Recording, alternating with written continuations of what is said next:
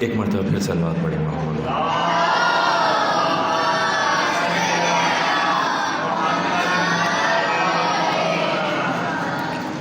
اعوذ باللہ من الشیطان الرجیم، بسم اللہ الرحمن الرحیم، الحمد للہ رب العالمین، والصلاة والسلام علی سیدنا و نبینا و طبیب قلوبنا و شفیع ذنوبنا و مولانا ابی القاسم محمد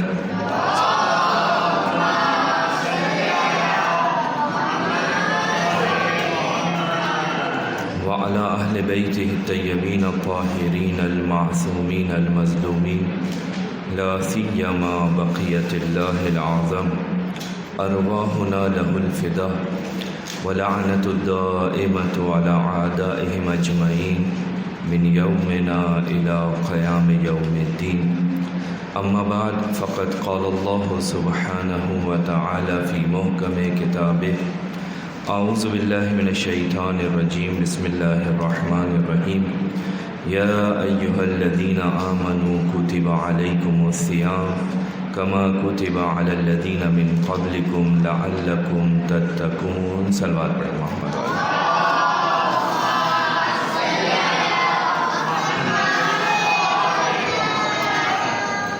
پروردگار عالم کا لاکھ لاکھ شکر کہ اس نے ہمیں پھر ایک مرتبہ اس دسترخوان پر دعوت دی جسے اس نے خود بچھایا ہے۔ یعنی آج سے ہم سب پروردگار عالم کے دسترخوان پہ بیٹھیں گے، 2 مرتبہ سحری میں اور افطار میں، روزانہ پروردگار عالم کے ہم مہمان ہیں۔ اس پر اس کا شکر، کیونکہ پروردگار عالم کا دسترخوان ہے، اس کا دسترخوان ہے جس نے اس کائنات کو خلق کیا، اس کا دسترخوان ہے جس نے ہمیں پیدا کیا، اس کا دسترخوان ہے جو ہر چیز کا مالک ہے، اس سے بڑی ذات کوئی نہیں ہے۔ اس نے آج ہمیں دعوت دی، اس قابل سمجھا کہ ہم آئیں اور اس کے دسترخوان پر بیٹھیں، اس کی دی ہوئی نعمتوں سے استفادہ کریں، انہیں استعمال کریں۔ تو اس مہینے کے اندر، جس مہینے کا نام ہے رمضان، ممکن ہے بعض بچے ایسے ہوں جو کہ روزے سے نہ ہوں، مجھے نہیں معلوم، لیکن ایک بڑی تعداد ایسی ہے کہ جو روزے سے ہوگی۔ اور روزے کی عبادت جو ہے وہ اس مہینے کے اندر پروردگار عالم نے تمام بالغ افراد پر، عاقل افراد پر، جن میں طاقت ہے، قدرت ہے، روزہ رکھ سکتے ہیں، ان کے اوپر واجب کی ہے۔ یہ جو میں نے آپ کے سامنے قرآن مجید کی آیت پڑھی، آپ نے سنا، بعض افراد نے اس آیت کی تکرار بھی کی، سورہ بقرہ کی آیت نمبر 183، سورہ بقرہ آیت نمبر 183، کہ جس میں پروردگار عالم نے روزے کا حکم دیا، اور یہ بھی آپ کو مجھے تسلی دی کہ دیکھو یہ روزہ جو ہے تمہارے اوپر پہلی مرتبہ واجب نہیں ہو رہا، تم سے پہلے والی امتیں جو تھیں ان لوگوں پر بھی روزہ واجب تھا۔ ممکن ہے روزہ رکھنے کا طریقہ ان کا الگ رہا ہو، انداز الگ رہا ہو، آپ کا کچھ اور ہو، لیکن روزہ تھا۔ وہ بھی ایک دن میں ایک بڑی مدت تک جو ہے کھانے پینے کی چیزوں سے پرہیز کرتے تھے۔ تو پروردگار عالم نے یہ بھی حوصلہ دے دیا کہ بھائی یہ مت سمجھنا کہ پروردگار نے مسلمانوں کے اوپر ہی روزے کو فرض کر دیا، بلکہ فرمایا یا ایھا الذین آمنوا کتب علیکم الصیام کما کتب علی الذین من قبلکم، ان لوگوں پر کہ جو تم سے پہلے تھے، جس طرح ان کے اوپر پروردگار نے روزے کو واجب کیا تھا، اسی طرح تمہارے اوپر بھی واجب کر دیا۔ کیونکہ ایسا ہوتا ہے نا، جب گھر کے اندر جو ہے پیرنٹس، والدین، اماں بابا کسی ایک بچے سے کہتے ہیں یہ کرو، تو وہ فوراً کہتا ہے اس سے تو نہیں کہا تھا۔ پروردگار نے کہا اچھا ہے، تمہارے ذہنوں میں یہ بات نہ آئے، جو تم سے پہلے تھے ان لوگوں کے اوپر بھی ہم نے روزے واجب کیے تھے۔ تو ماہ مبارک رمضان کی جو ایک بہترین عبادت ہے، افضل ترین عبادت ہے، لازمی عبادت ہے، جسے کرنا ہی کرنا ہے اگر شرائط پائی جاتی ہوں، تو اس کا نام ہے روزہ، جو آپ انشاءاللہ ہوں گے روزے سے، اور جن پر واجب نہیں ہے انہوں نے بھی کوشش کی ہوگی کہ وہ روزہ رکھیں۔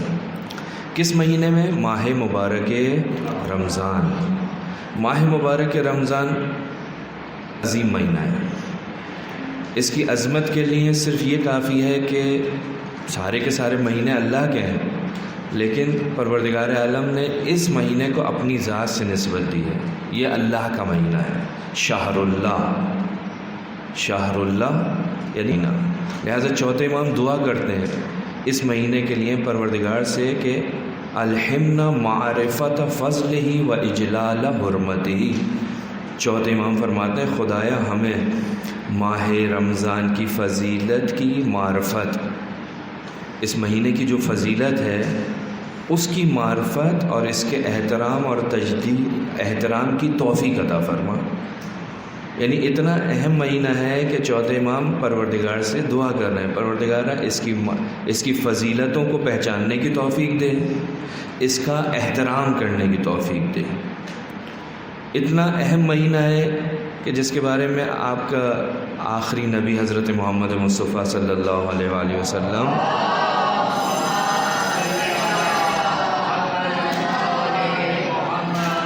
نے اس کے 30 دنوں کو تقسیم کیا ہے۔ یہ جو 30 دن آپ نے روزے رکھنے ہیں، رسول فرماتے ہیں یہ 30 دن میں 10 دن جو ہیں پہلے وہ رحمت کے دن ہیں، یعنی آج سے رحمت کی بارش شروع ہو گئی ہے۔ اس کے بعد 11 سے لے کر 20 تک درمیان کا جو ہے وہ مغفرت کا مہینہ، مغفرت کے ایام، مغفرت کے دن، اور جو آخر میں ہے وہ ہے آتش جہنم سے آزادی کے دن، نجات کے دن، عتق من النار، آگ سے آزادی کے دن۔ عجیب مہینہ ہے، اتنی فضیلت ہے اس کے، اگر نام دیکھیں تو 50 کے قریب اس کے نام ذکر ہوئے ہیں۔ ہم تو صرف اس کو شہر رمضان، ابھی آپ دعا بھی پڑھ رہے تھے انا انزلناہ فی لیلۃ القدر، وہ لیلۃ القدر بھی اسی شہر رمضان کے اندر آئی تھی۔ ہم تو ماہ رمضان کرتے ہیں، رمضان المبارک، رمضان المبارک کہنا چاہیے، احترام سے کہنا چاہیے۔ روایت ہے کہ اس کا نام فقط رمضان نہیں بلکہ رمضان المبارک، اس طرح سے اس مہینے کو پکارنا چاہیے۔ تو 50 کے قریب اس کے نام ہیں اس مہینے کے۔ شہر مبارک، اس مہینے کو کہتے ہیں شہر مبارک۔ شہر الصبر، صبر کا مہینہ، صبر کا مہینہ، مبارک مہینہ۔ شہر الصیام، روزے کا مہینہ، تیسرا نام۔ چوتھا نام شہر المغفرہ، مغفرت کا مہینہ، یہ ہو گیا چوتھا نام۔ پانچواں نام شہر العتق، آزادی کا مہینہ، آتش، آگ جہنم کی آگ سے آزادی کا مہینہ۔ شہر شہر البرکہ، برکت کا مہینہ۔ یہ اتنے سارے نام اس کے روایتوں میں آئے ہیں، برکت کا مہینہ، مغفرت کا مہینہ، آزادی کا مہینہ، روزے کا مہینہ، اور مبارک مہینہ، صبر کا مہینہ۔ اس میں آپ صبر کرتے ہیں نا، صبح بغیر ناشتے کے اسکول آ گئے، اور جب تک اسکول کے اندر ہے اب کچھ کھانا نہیں ہے، لنچ کی کوئی خبر نہیں، اب بریک بھی نہیں ہوگی، اس کے اندر بھی کچھ نہیں ہے، اب آپ نے یہاں بیٹھنا ہے، بریک یہ ہے عبادت۔ ایک صلوات پڑھیں محمد والا۔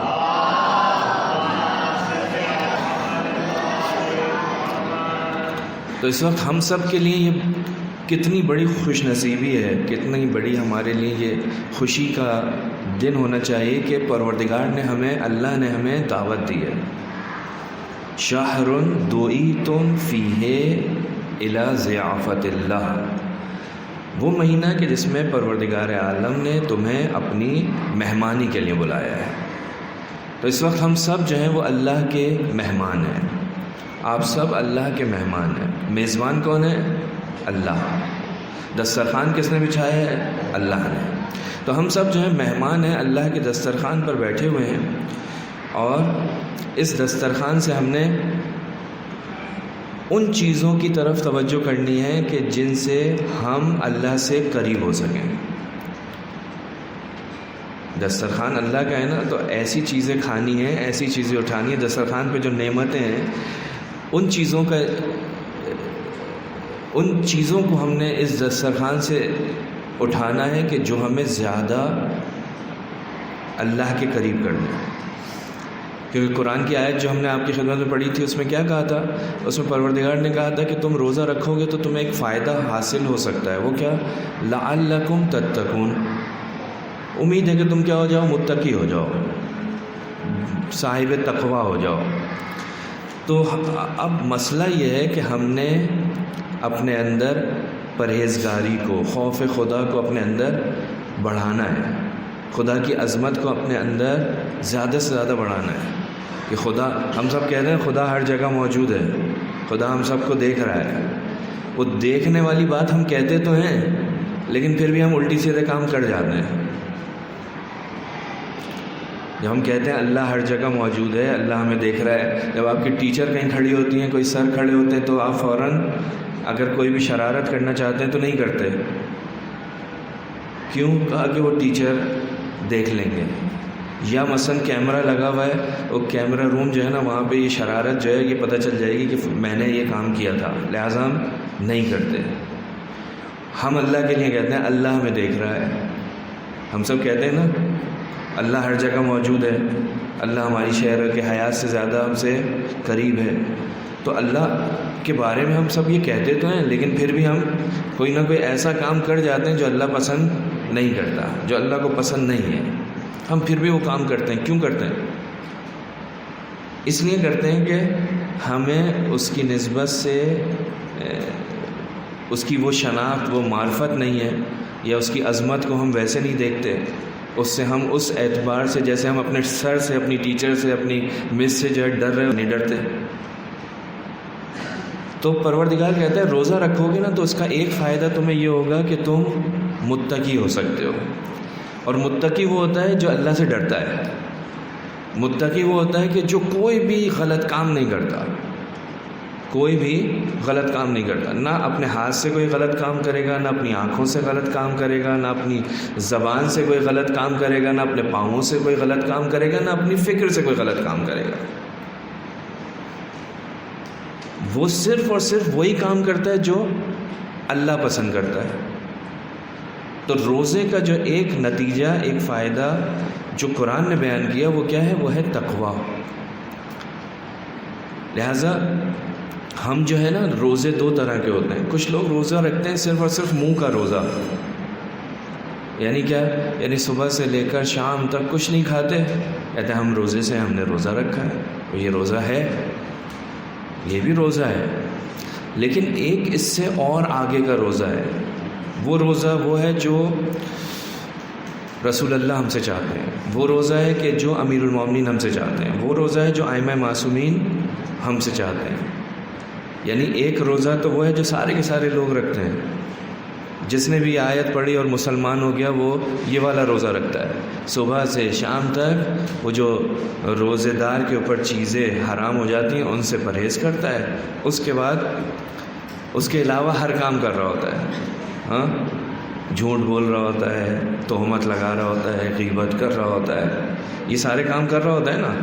کیوں؟ کہتا ہے یہ تو محرمات میں سے نہیں ہے.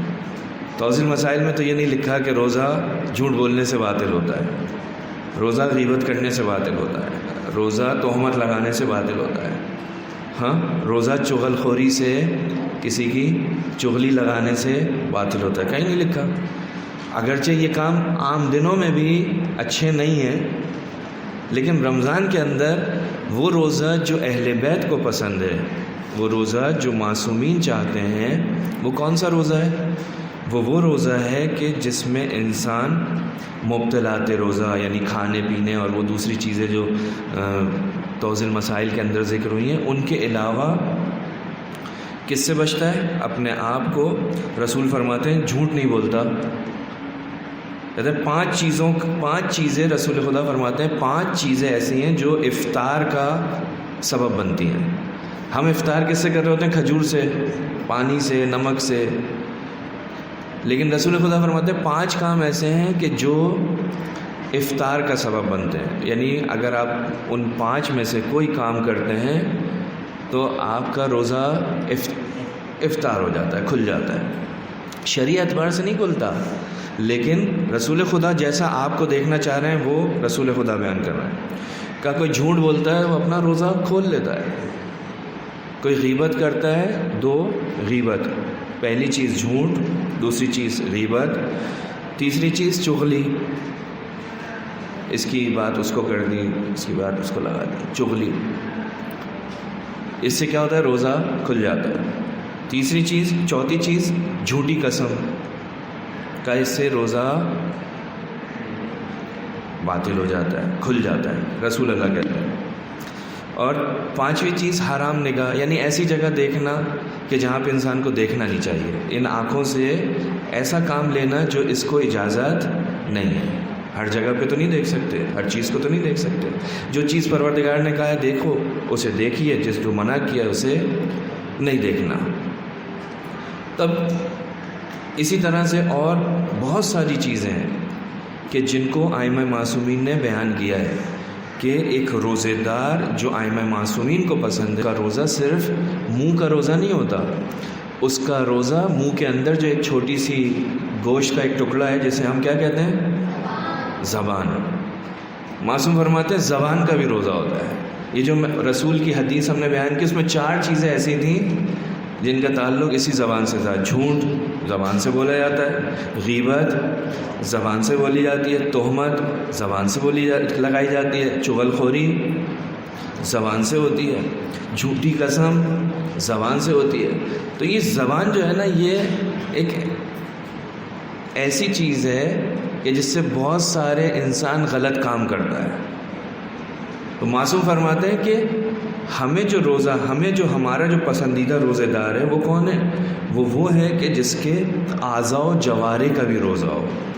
صرف پیٹ کا روزہ نہیں رکھنا، صرف منہ کا روزہ نہیں رکھنا کہ منہ کو آپ نے بند کر لیا، اب کچھ کھانا نہیں ہے، پیٹ کے اندر اب کسی چیز کو نہیں ڈالنا. یہ بھی ایک روزہ ہے، لیکن یہ تو عام لوگوں کا روزہ ہے. وہ جو لوگ چاہتے ہیں نا تقوی کی اعلیٰ درجے پر پہنچیں، وہ جو چاہتا ہے کہ اسے اللہ کا نبی پسند کرے، ائمہ معصومین پسند کریں، اس کا روزہ جو ہے وہ تھوڑا سا اور اچھا ہوتا ہے، اس کی کوالٹی اور اچھی ہوتی ہے. کھانے پینے کے ساتھ ساتھ اب وہ زبان کا روزہ بھی رکھتا ہے. میں نے عرض کیا آنکھ کا روزہ، کان کا روزہ، ہاتھ کا روزہ. تو اس کا جو ہے روزہ صرف اور صرف منہ کا روزہ نہیں ہوتا، بلکہ منہ کے اندر جو ایک گوشت کا ٹکڑا ہے جسے آپ زبان کہتے ہو، اس کا روزہ بھی ہوتا ہے. اسی طرح اس سے ایک اور بھی روزہ ہے جو اس سے اور اوپر کا ہے، اس کو ابھی ہم چھوڑ صرف اسی کے اوپر آتے ہیں کہ ہم نے اس ماہ مبارک رمضان کے اندر جو روزہ رکھنا ہے وہ روزہ صرف اور صرف پیٹ اور منہ کی حد تک نہیں، بلکہ ہم نے اس سے آگے بڑھ کر اپنی زبان کی بھی حفاظت کرنی ہے. ٹھیک ہے؟ یہ جو زبان ہے نا، یہ بڑی اہم، بہت ہی اہم ٹاپک ہے، بہت اہم. قرآن مجید میں جو اتنی ساری آیتیں ہیں ان میں ایک بڑی تعداد میں، یعنی بہت زیادہ، تقریباً 283 آیتیں ایسی ہیں جن کا تعلق زبان سے ہے، یعنی زبان کے بارے میں گفتگو ہے یا زبان سے ادا ہونے والے کلمات کے بارے میں گفتگو ہے. 283 آیتیں ایسی ہیں کہ جو ہماری زبان سے کسی نہ کسی طریقے سے تعلق رکھتی ہیں. مثلا سورہ صف اور سورہ حجرات، یہ 2 سورے اگر آپ پڑھیں، سورہ حجرات اس کو سورہ حجرات کو سورہ اخلاق بھی کہتے ہیں. اس کے اندر بہت ساری ایسی بیماریاں جو انسان کے اندر پائی جاتی ہیں، جو اخلاقی بیماریاں ہیں، ان کی طرف نشاندہی کی ہے. ان میں بہت ساری چیزیں ایسی ہیں جن کا تعلق کس سے ہے؟ زبان سے. مثلا پروردگار فرماتا ہے یا ایھا الذین آمنوا لما تقولون ما لا تفعلون، سورہ صف آیت نمبر 2 اور اس کے بعد 3 بھی ہے. سورہ صف آیت نمبر 2 پروردگار کیا کہتا ہے؟ اے صاحبان ایمان لما تقولون ما لا تفعلون، تم وہ چیز کیوں کہتے ہو جس پر تم خود عمل نہیں کرتے؟ اس کا تعلق کیا ہے؟ زبان سے. یعنی میں آپ کو کہتا ہوں یہ بری بات ہے، یہ بری بات ہے، لیکن خود بری بات کر رہا ہوں. میں آپ سے کہتا ہوں غیبت مت کرو، غیبت مت کرو، اللہ تم نے کیا کر دیا، ایسے کر رہا ہوتا، لیکن وہی کام میں خود کر رہا ہوتا ہوں۔ قرآن کیا کہہ رہا ہے؟ تو اس کا تعلق کس سے ہے؟ آپ کی زبان سے۔ یعنی ہم زبان سے کسی سامنے والے اپنے دوست کو کہتے ہیں یہ کام مت کرو، اور خود کر رہے ہوتے ہیں۔ پروردگار عالم ایسے انسان کو جو ہے وہ پسند نہیں کرتا کہ جو خود کہتا ہے لیکن کرتا نہیں ہے۔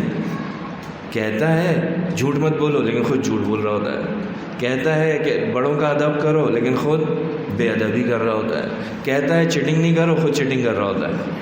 ہاں تو کیا ہے یہ؟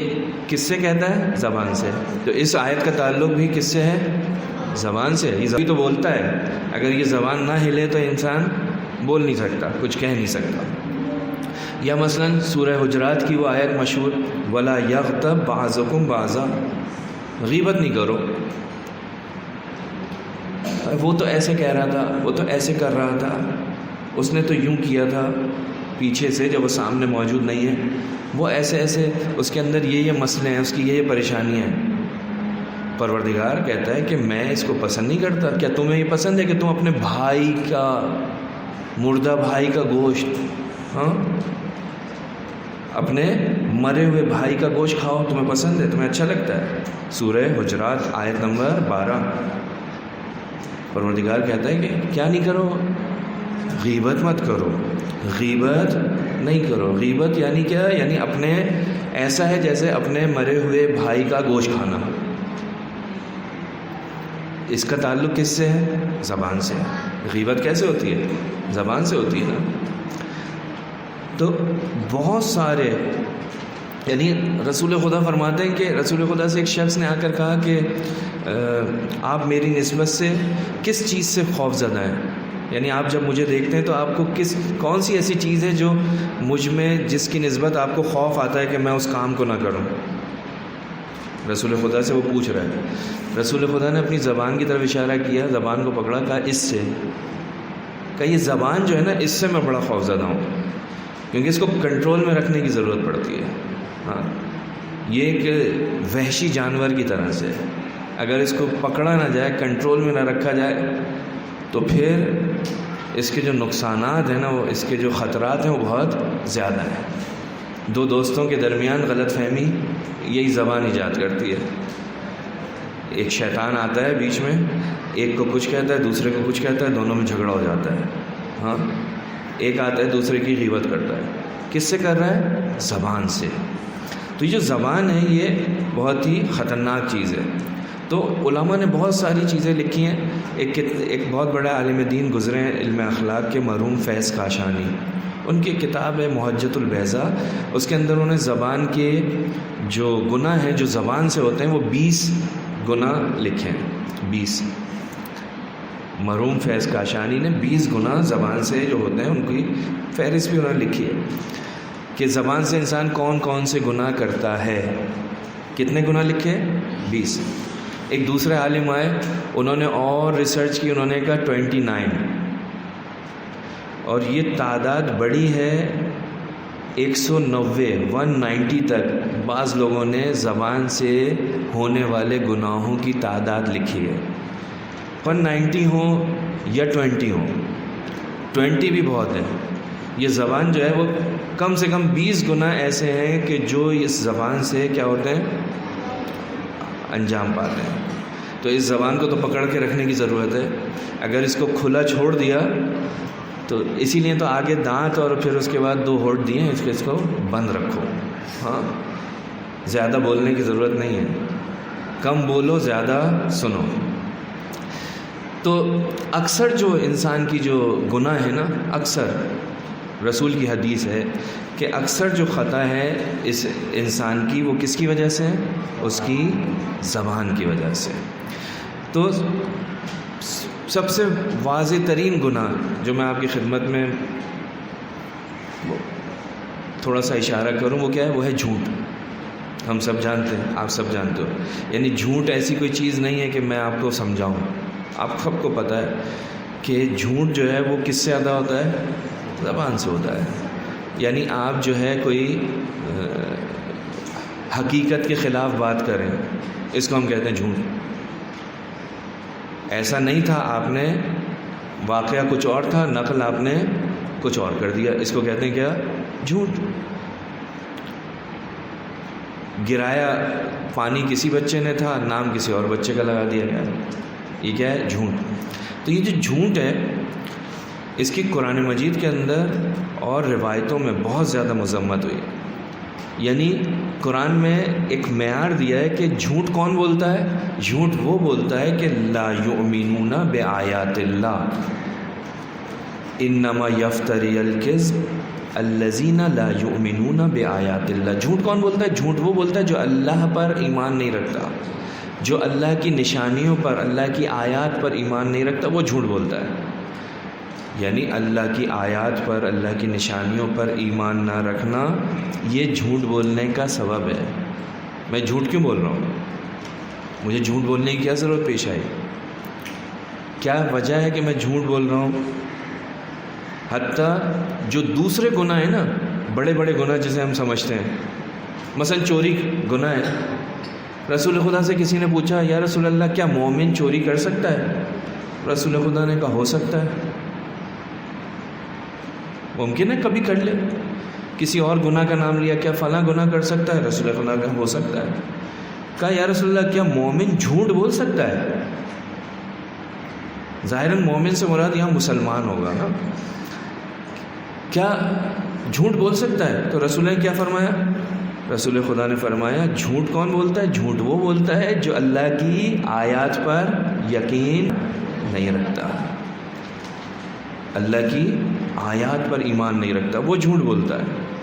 لہٰذا چاہے سیریس ہو یا مذاق میں ہو، جھوٹ قابل قبول نہیں ہے۔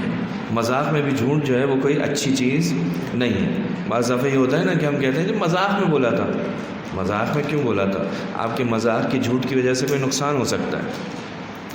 لہٰذا مولا کائنات فرماتے ہیں کہ اگر آپ نے ایمان کی حقیقت تک پہنچنا ہے تو آپ نے جھوٹ کو ہر حالت میں ترک کرنا ہے، چھوڑنا ہے۔ مذاق میں بھی نہیں بولنا، حقیقت میں بھی نہیں بولنا۔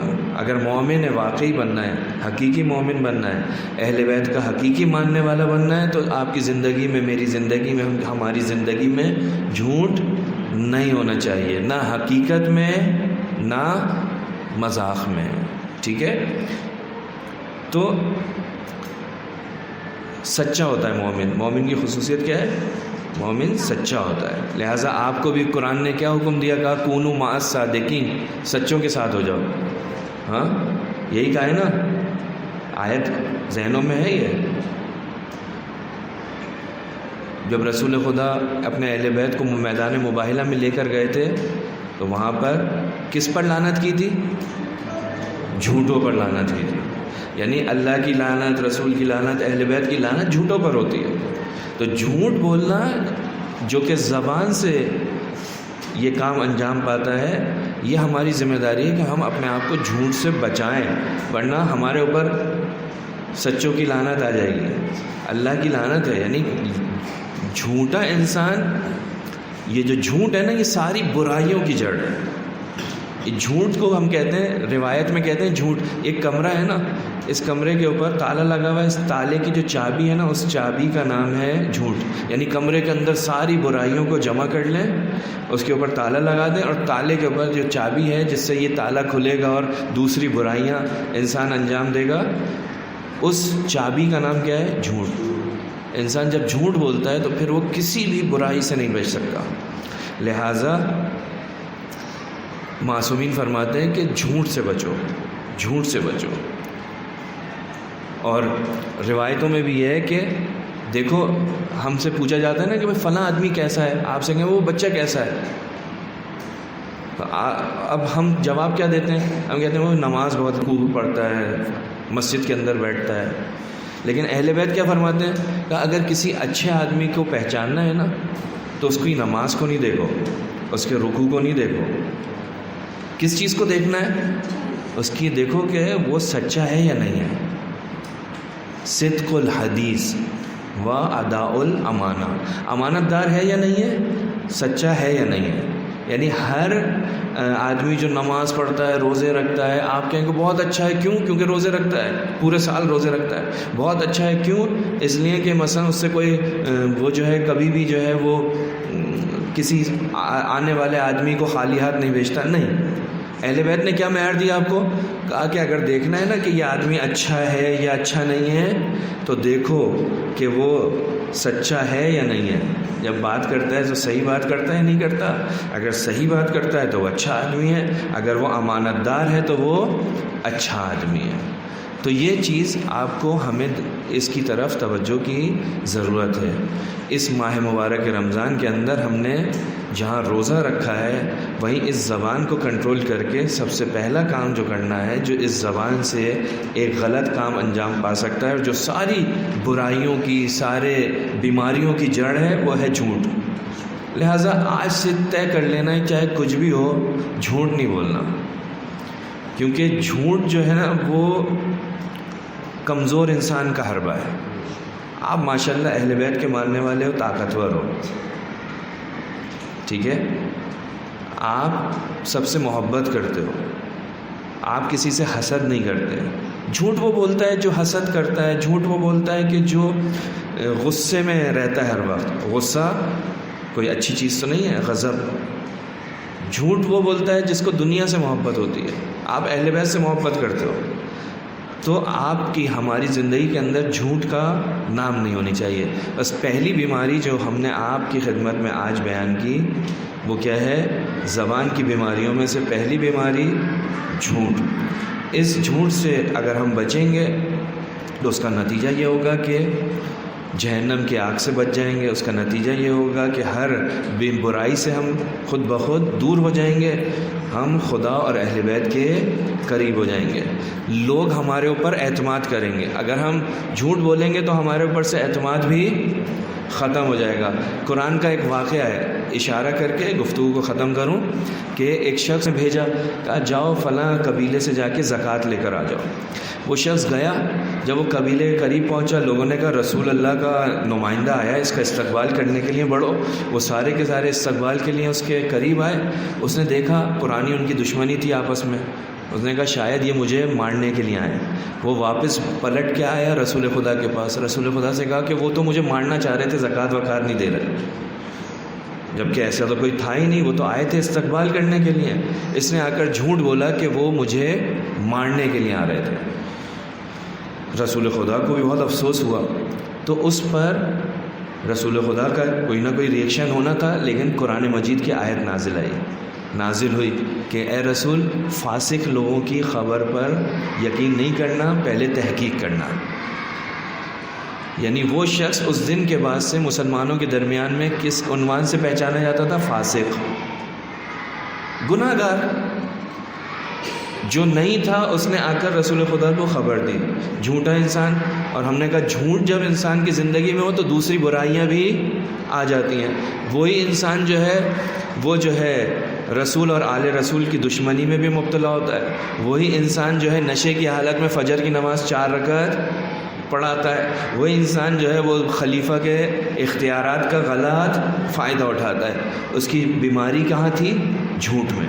اس جھوٹ کی وجہ سے ساری کی ساری بیماریاں اس کے اندر پیدا ہو گئی. تو آج پہلا روزہ ہے، پروردگار عالم سے یہی دعا کریں گے پروردگارہ تیری رحمت کا مہینہ ہے، پروردگارہ ہماری زبان کو ان تمام برائیوں سے محفوظ فرما. اور محمد وآل محمد صلوات.